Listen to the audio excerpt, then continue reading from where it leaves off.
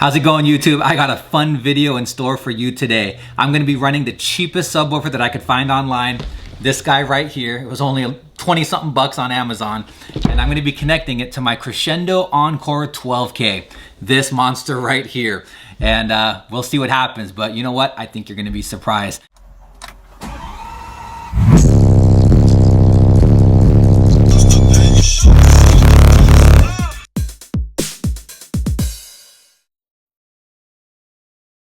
All right, guys, and if you're new here, make sure to subscribe down below, turn on those notifications so you don't miss any future content to help you take it to the next level.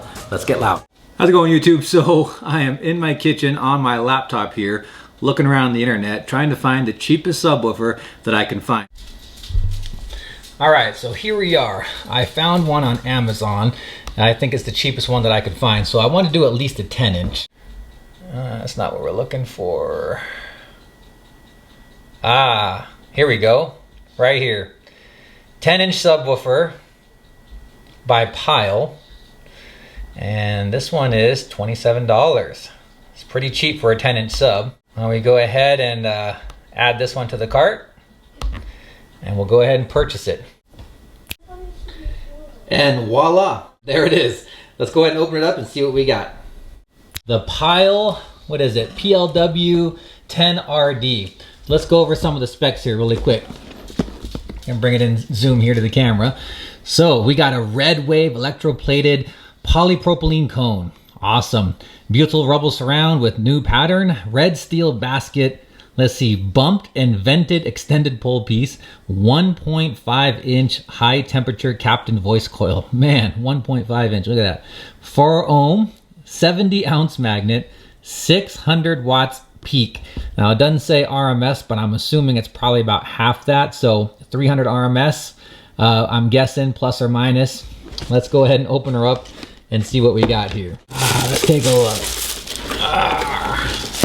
What do we got? Wow, actually it looks pretty nice.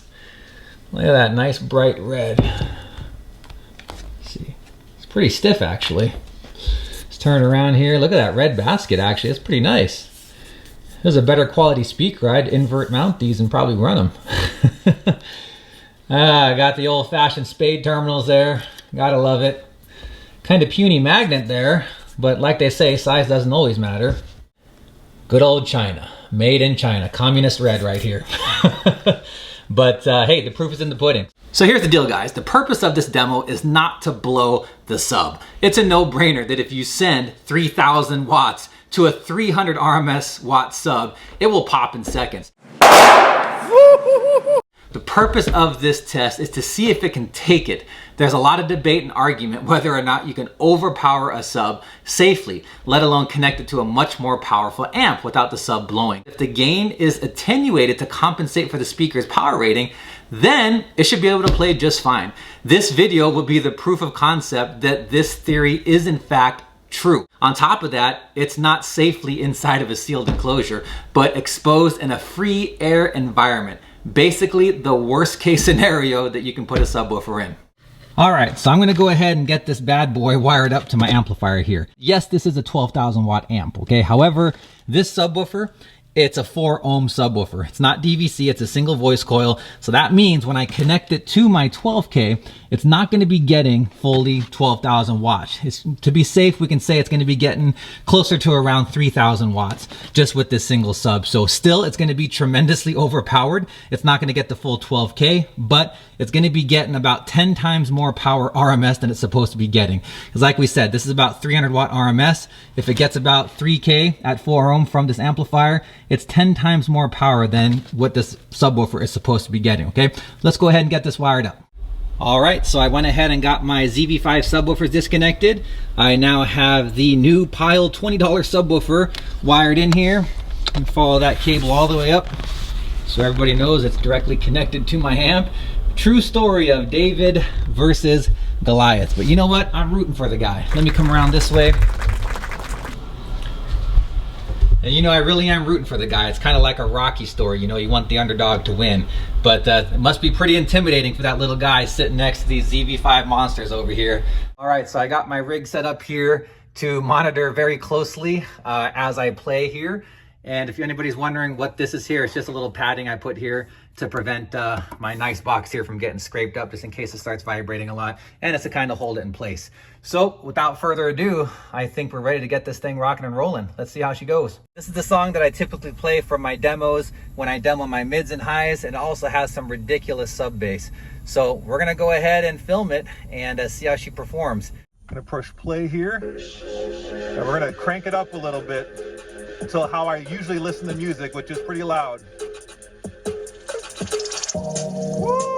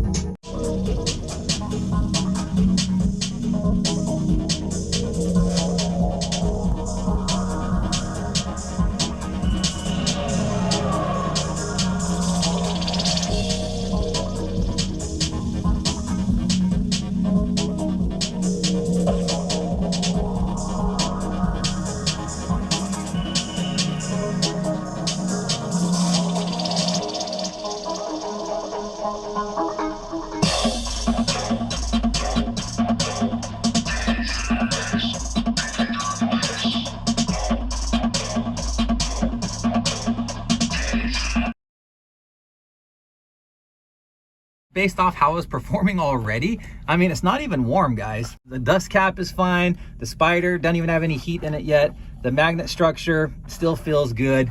So, you know, this really goes case in point that if you have a high powered amp, let's say you have a 10K or a 12K, and you haven't had a chance to upgrade your subs, you can hook up underpowered subs to an amp that supplies up to 10 times as much power and still run your subs, as long as you don't crank the gain. Because, you know, I don't need to show it here. I kind of feel bad for blowing good gear. I don't want to waste equipment like that. I'm not about wasting things. So if you expected me to blow up the sub, I'm sorry. Because we all know if we put 3,000 watts, full send it to a cheap $20 sub, it's a no-brainer. It's going to pop, it's going to blow, you're going to see smoke, and great, that was fun for about 10 seconds. So we know that would happen. And I feel kind of sad for this guy. Actually, this guy's a little champion right here.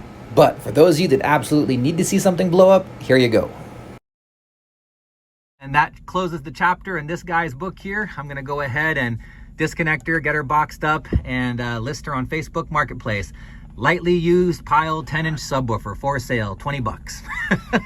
I'm sure she'll find a good home, and just got her a little broken in for the next owner.